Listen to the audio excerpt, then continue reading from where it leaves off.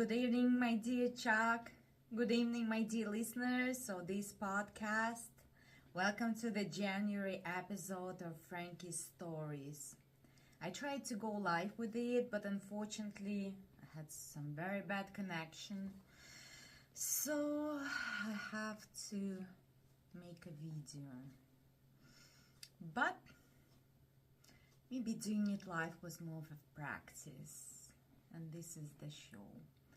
So grab your melting clogs and a cup of something strong, because we're diving into the delightfully twisted tale of a man who didn't just paint dreams. He lived them, twisted them, and occasionally turned them into publicity stunts that left the world scratching its head. Let's start at the beginning, shall we?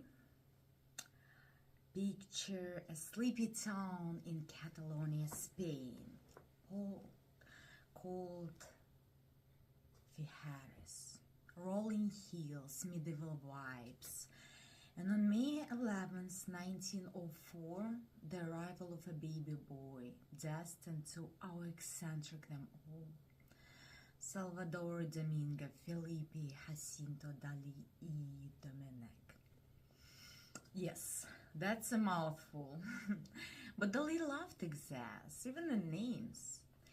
His father was a stern notary and lawyer. Think of him as a no-nonsense and balanced type. His mother was the soft counterpoint, a devout Catholic who doted on young Salvador, indulging his every whim and encouraging his early scribbles. But here's the twist that set the surreal stage.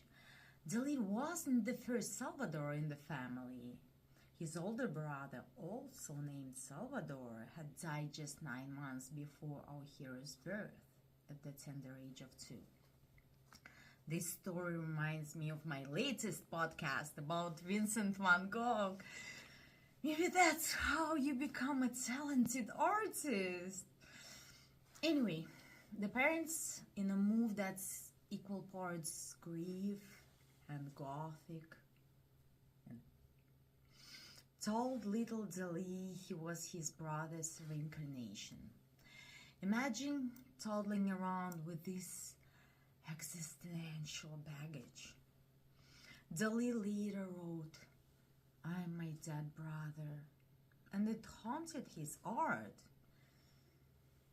And he had a younger sister, Anna Maria, born in 1908, who became both playmate and occasional rival, later chronicling their childhood in her own book. Summers was spent in the coastal idyll of Cadaqués, where the family owned a home, craggy cliffs, ashore seas, the kind of scenery that screams, "Paint me." But childhood wasn't all postcard perfect. Dali was a rebellious dreamer at school, often lost in fantasies, and he nearly drowned at age 5 or 6, an event he spun into tales of near-death visions that fueled his obsession with decay and the subconscious. His mother's death from breast cancer in 1921, when he was just 16, shattered him. Dali called it the greatest blow he had experienced in his life. His father remarried his sister, which Dali accepted with surprising grace. But the loss deepened his dive into the irrational. Now, what lit the fire under this precocious Catalan to pick up a brush and never put it down? Well, Dali's artistic spark ignited early. At age 6, he declared he wanted to be a cook. No, wait, Napoleon. But by 7, ambition had evolved, and he was doodling away. His mother praised his first oil painting of a nun. Family friend and impressionist painter Raymond Pichot spotted the kid's talent during those Catecast summers, introducing him to modern art via catalogs and trips. Dali devoured it all. Renaissance masters like Raphael and Velázquez at Madrid's Prado Museum became his idols. He sketched them obsessively, mastering hyperrealism before most kids mastered long division.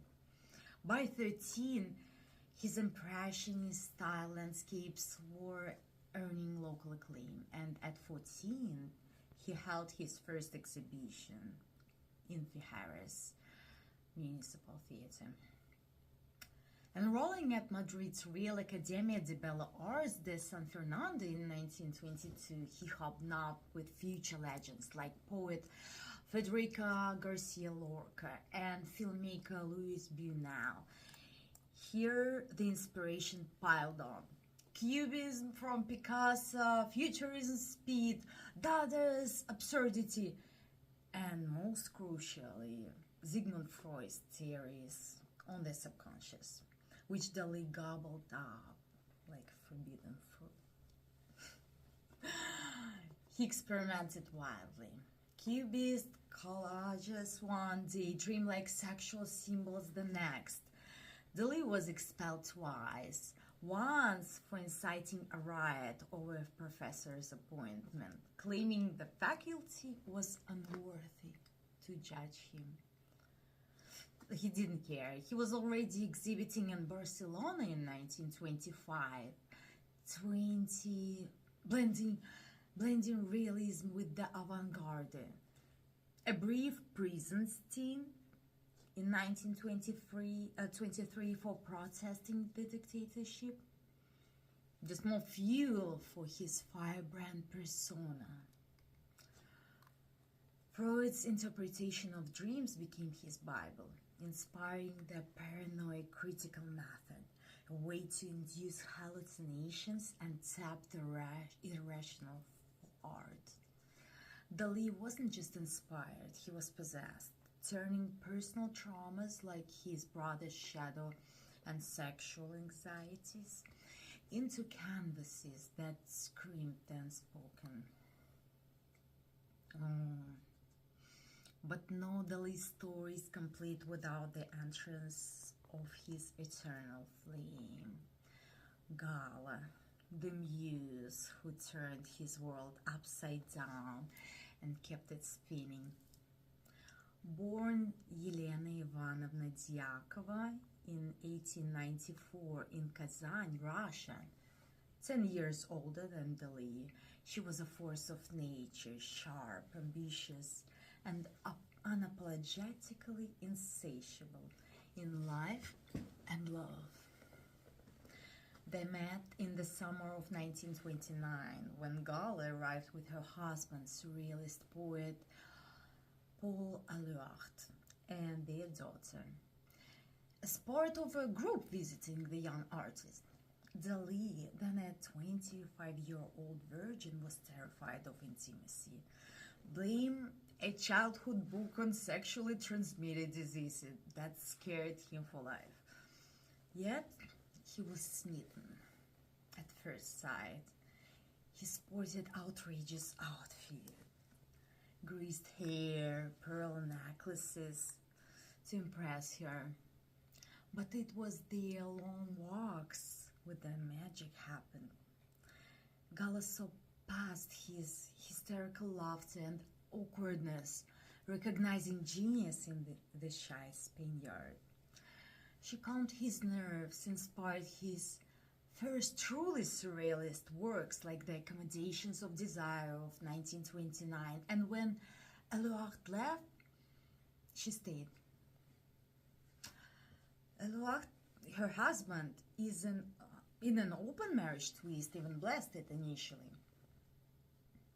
Dali's father disowned him, sending a bizarre gift of a condom filled with his own semen as a final insult. But Love conquered it all. The relationship. Let's analyze this surreal soap opera with a wink. It was codependent, passionate, and utterly unconventional. A symbiotic storm where Gala was the dominant force. Like he said, like Dali put it, his jailer and good fairy. She managed everything: finances, bartering art for groceries in their early poverty-stricken days. She was managing critiques and promotion. Gala posed for countless paintings. Gallerina of 1944, where she's a deviant Madonna. Galatea of the Spheres of 1952, fragmented in nuclear mysticism. Even nude studies like Gala nude from behind, looking in an invisible mirror, 1960. She bled into his symbolism. Bleeding roses foretold her surgeries. Her face morphed into religious icons. But oh, the dynamics. Dali was sexually passive, preferring voyeurism. I'll leave it like this. Preferring voyeurism and fantasies. He admitted sex was overrated, while Gala was the opposite. Open affairs with younger men, including long-term fling with actor Jeff Van Holt in her 70s, whom she showered with gifts. Jealousy flared. Dali once caned her in a rage. Yet they endured, marrying civilly in 1934, religiously in 1958 to secure fortunes. In the 1960s, he bought her pupil castle as a private retreat, visits by invitation only, where she hosted lovers while he painted in Port Ligat. Critics called her cruel and monstrous, spitting at foes, chain-smoking with abandon. But for Dali, she was alchemical gold, banishing doubts and channeling his chaos. Their bond was tense, ambiguous, and essential. Without her, he said, it was all over. Gala's death in 1982 from a fall devastated him. He moved to her castle, refused food, and whispered her name until his own end in 1989. In Woodside, it was a marriage of muse and madness. Gala, the ambitious engine, Dali, the eccentric artist, together forging a legacy amid scandal and splendor. Salvador Dali's rise to extraordinary popularity was a masterful blend of undeniable genius, self-promotions, and impeccable timing. Emerging in the late 1920s as the most flamboyant member of the Surrealist movement, he captivated Paris with shocking films like Ancien Andalou of 1929 and instant iconic paintings such as The Persistence of Memory of 1931, whose soft melting washes became a universal symbol of dreamlike time. With his muse and manager Gala by his side, after 1929, Dali transformed himself into a living spectacle, which I will cover in a bit.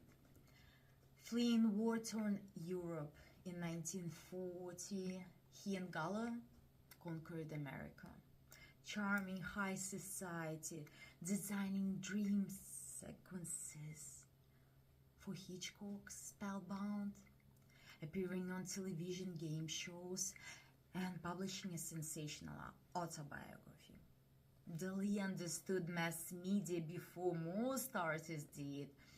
He courted controversy, embraced commercialism, earning the nickname Avida Dollars, and turned eccentricity into a brand. Dali's life was full of anecdotes. In 1936, Dali was invited to give a lecture at the International Surrealist Exhibition in London. To symbolize the plunging deeply into the subconscious, he arrived in a full deep-sea diving suit, complete with helmet, a billiard key in one hand as a pointer, and 2 Russian wolfhounds on leashes. The audience watched as Dali gestured dramatically inside the sealed helmet. Soon he began failing wildly, not for effect, but because he was suffocating.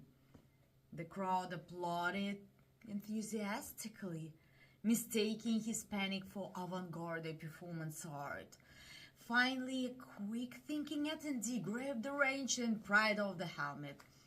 Gasping for air, Dali exclaimed, "I just wanted to show that I was plunging deeply into the human mind."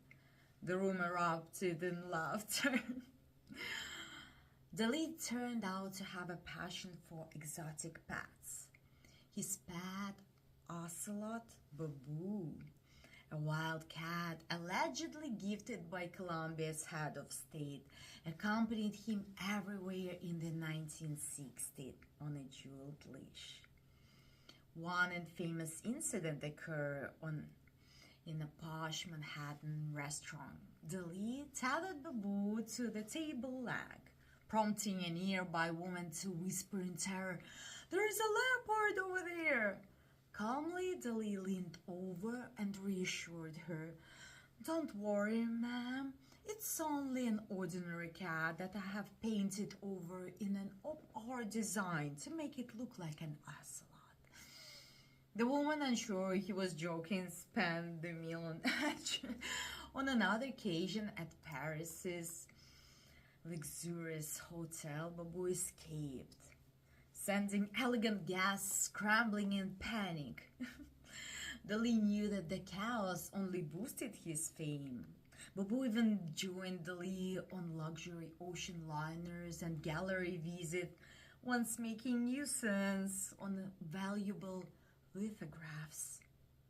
Dali convinced the dealer it increased their worth.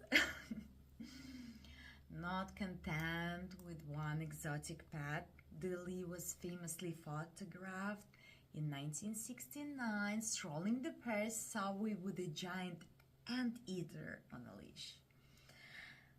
Passers-by did double takes as this mustached man in bright attire casually promenaded his creature through a crowded station. Was it a pet? A stunt? Dali never clarified, but the image became iconic, embodying his love for provoking the public. Regular Parisians whispered and stared while tourists snapped photos.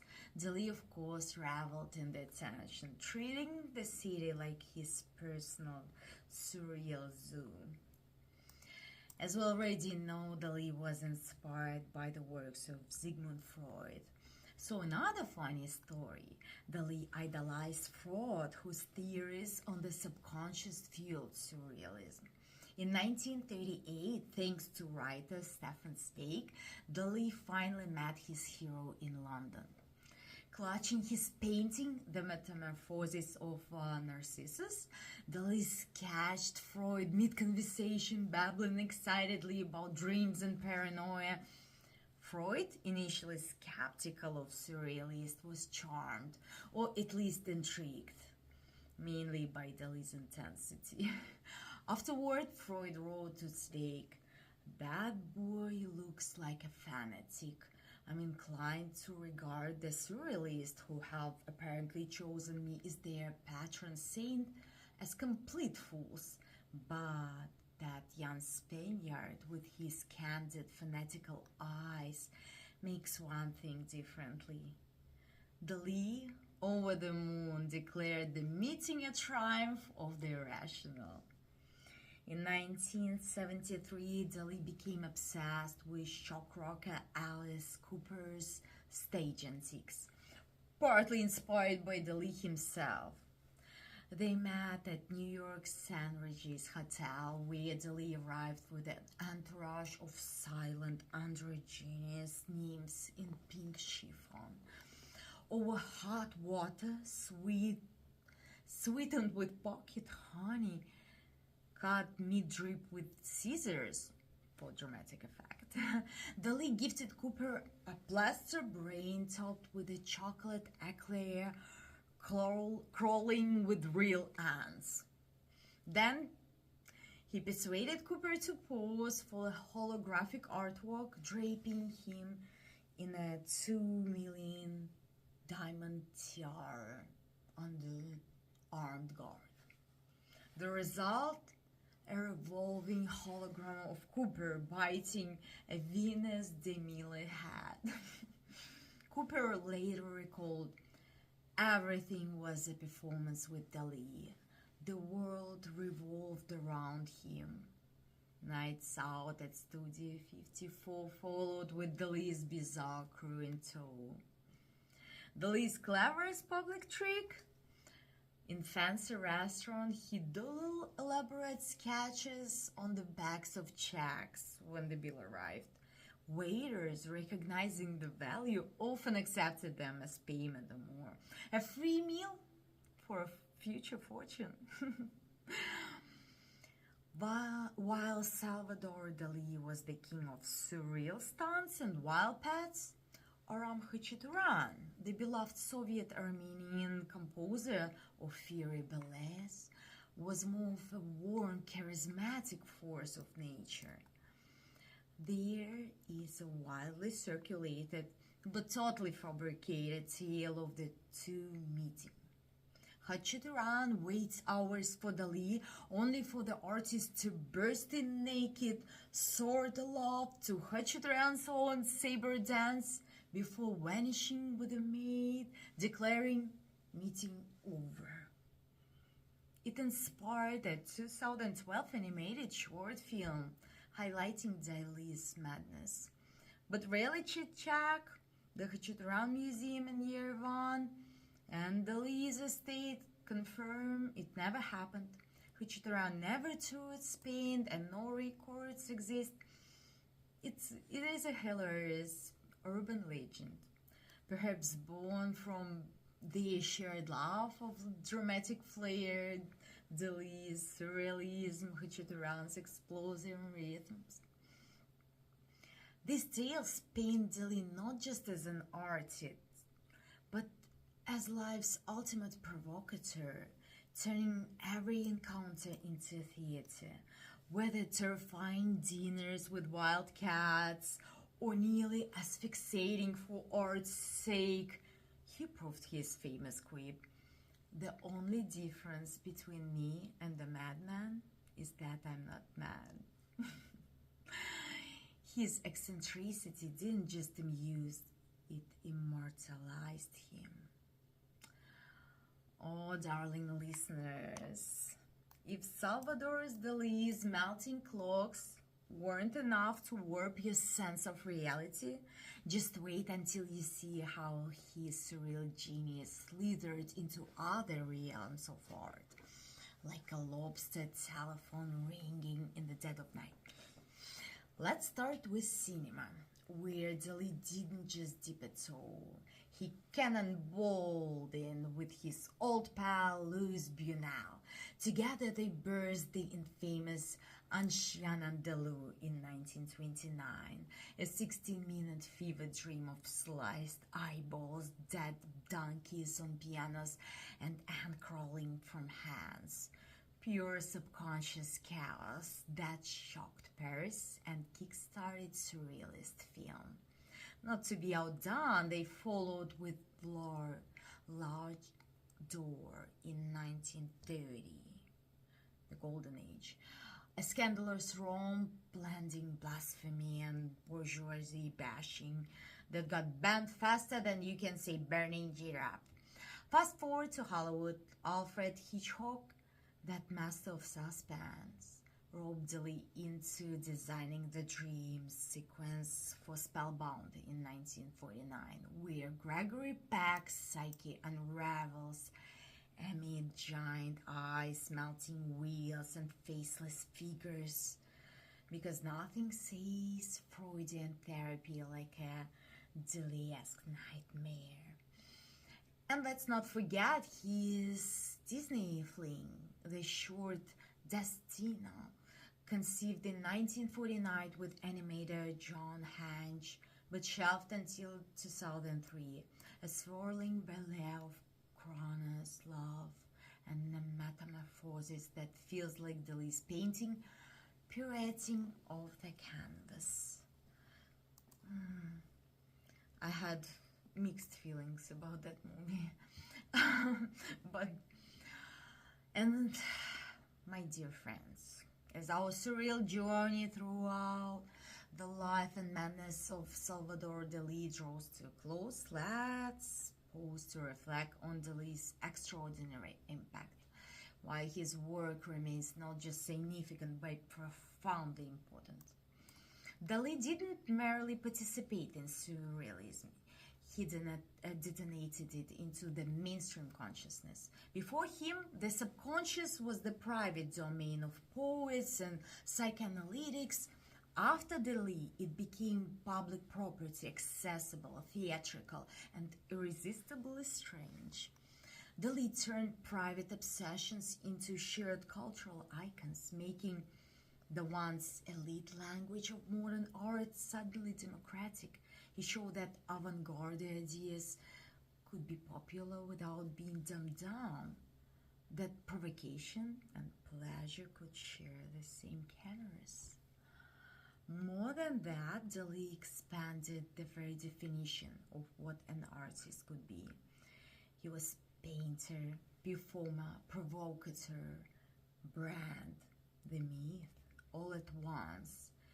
In an age of emergent mass media, he understood celebrity as performance art, using stunts, interviews, and outrageous behavior to keep his work in constant circulation. Love him or loathe him, he forced the public to engage with difficult ideas, wrapped in irresistible spectacle. That fusion of high concept and low brow accessibility paved the way for later movements, pop art, postmodernism, even today's meme culture and viral visual shocks. They all owe him a debt. Perhaps most importantly, Dali's work endures because it speaks to something timeless in the human condition, the tension between order and chaos, reason and dream, reality and illusion. In a world that often feels too rational, too algorithmic, too predictable, his paintings are a definite reminder that the mind is wilder than we admit. They invite us to question what we see, to embrace contradictions, to find beauty in the melting, the morphing, the impossible. Salvador Dali didn't just leave paintings on museum walls. He left cracks in the facades of everyday perceptions, cracks through which the marvelous spills. His significance lies not only in the brilliance of individual works, but in how relentlessly he insisted that art should astonish, unsettle, delight. And it was in a century that tried to explain everything. And Dali celebrated the unexplainable. And for that, more than the mustache, more than the antiques, we continue to look at his canvases and feel, for a fleeting moment, that time itself has softened, that reality has loosened its grip, and that anything, absolutely anything, might be possible. Dali proved art could be intellectual,